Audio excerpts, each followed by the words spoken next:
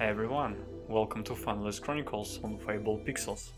This series dives into the silent legends of PC history, fanless graphics cards, passive cooling, and the stories behind them. We'll cover design secrets, maintenance tips, and real-world stress tests. Here it is. The Nvidia GeForce 6200 LE launched in 2004 as an entry-level DirectX 9 card. This OEM favorite was classed squarely at the bottom of the performance pyramid, perfect for office PCs or basic multimedia rigs. You get 256 MB of onboard GDDR2 and up to 256 MB more thanks to Nvidia's TurboCache technology. TurboCache borrows system RAM to expand your video memory on demand, a clever cost-saving trick, though it often came at the expense of bandwidth and real-world speed.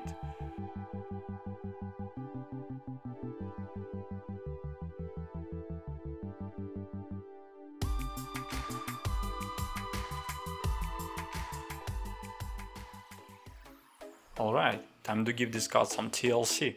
First, we remove the two small screws securing the heatsink and lift it up. Underneath you'll find the GPU die coated in old hardened thermal paste. We'll clean that off completely with isopropyl alcohol, then apply a fresh, even layer of high quality thermal compound. This ensures maximum heat transfer from the chip to the passive heatsink. Later, our case airflow will carry that heat away, keeping those fins cool and the card running reliably. With the paste renewed, we'll resecure the heatsink with those two screws and move on.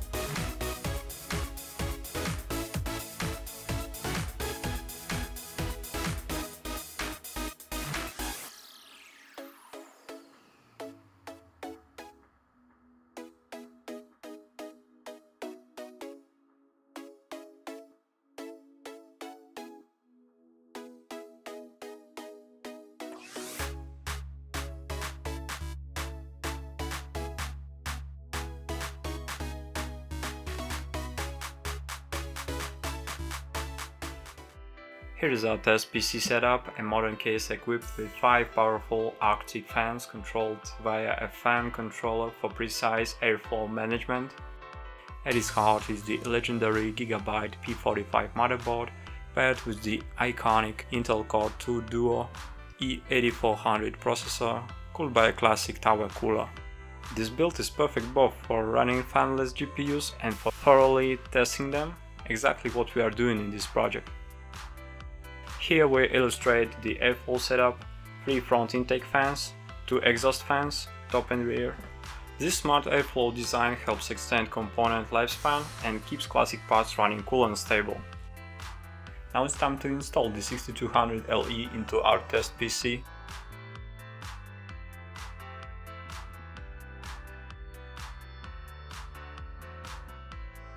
First, let's take a look at the main specs in GPU-Z.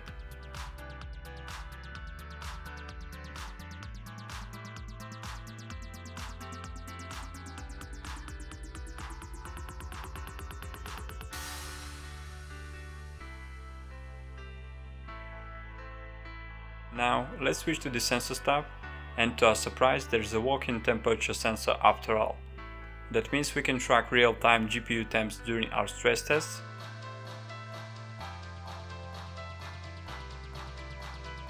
Next up, AIDA64, where we can confirm Nvidia's TurboCache in action.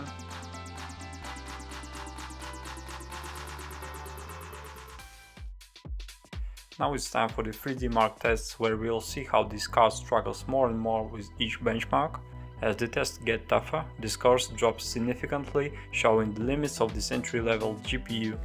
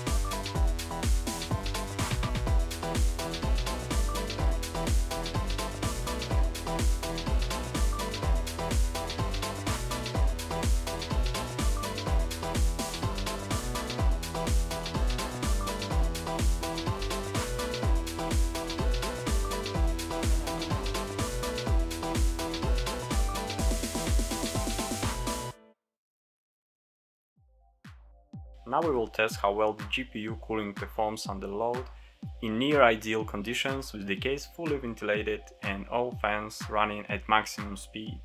But first, let's check the cooler surface temperature at idle.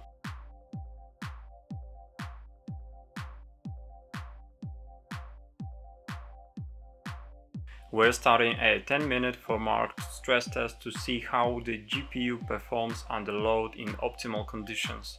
The side panel is installed to ensure proper, directed airflow inside the case. On the graph you can watch the temperature rise over time.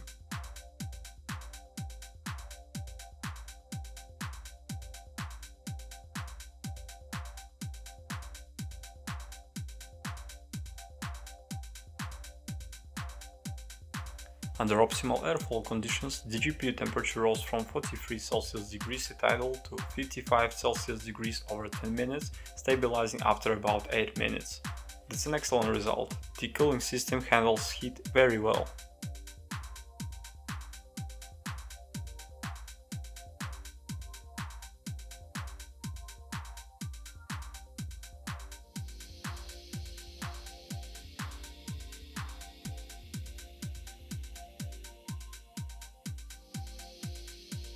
Now let's test how the GPU performs in a case without airflow.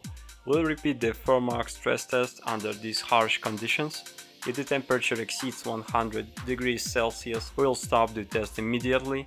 That's a dangerous temperature where components like capacitors degrade quickly and the risk of failure rises sharply.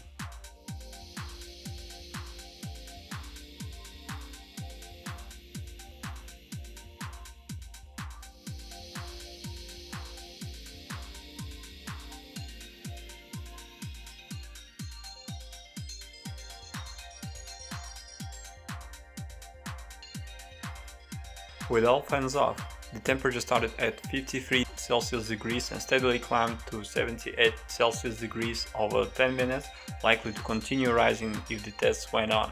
This clearly shows how important proper airflow is, even for passive cooled GPUs like this one.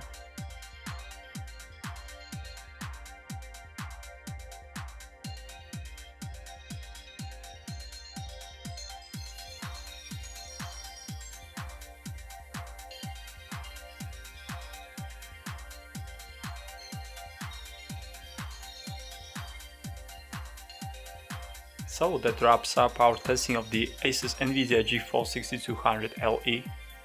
With proper airflow, it stayed cool and stable, proving once again that even older budget GPUs can handle some serious stress when cared for right. Thanks for joining me on this journey into retro passive cooling. If you enjoyed the video, don't forget to like, subscribe and share your thoughts in the comments. Your support means a lot and helps keep Fanless Chronicles alive.